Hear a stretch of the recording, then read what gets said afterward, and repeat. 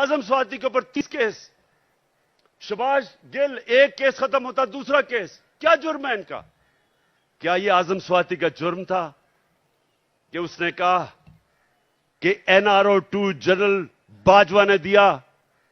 इस पे किसी को कोई शक है? किसी को शक है? तो सच बोलने के ऊपर तशद्दुद, 34 केसेस, कभी किधर जा रहा है, कभी सिंध जा रहा है, कभी बलोचिस्तान जा रहा है। क्या ये पाकिस्तान का आज इंसाफ का निजाम है? और यही होना था जब चोरों को बाजवा ने ऊपर बैठा दिया, हमारे मुजरिमों को। तो मैं अपनी आज सारी कौम को कह रहा हूं, जो आगे जब तक मेरी कौम इस जुल्म का मुकाबला नहीं करेगी, आगे आपके और आपके बच्चों का मुस्तकबिल अंधेरे में है।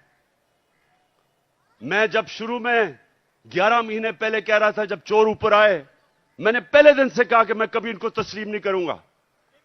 मैंने तब कहा था, मैं आज भी कह रहा हूं कि अगर मेरी कौम इनके खिलाफ ना खड़ी हुई, अगर हमने इनके सामने ना खड़े हुए, कोई मुस्तकबिल नहीं है इस मुल्क का। 8 लाख सबसे पढ़े लिखे लोग, प्रोफेशनल्स, पिछले चंद महीने में मुल्क छोड़ के चले गए हैं।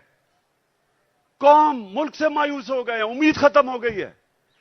और क्यों ना हो, किसी मुल्क के ऊपर इन मुजरिमों को बिठा दो। मैं चैलेंज करता हूं, इन मुजरिमों को कल बरतानिया के ऊपर बिठा दो, उसका दिवालिया निकाल देंगे।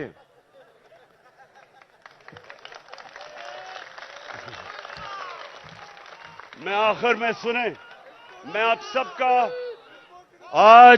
सबको खराज तहसीन पेश करता हूं। मैं आपके जज्बे और जुनून को सलाम करता हूं।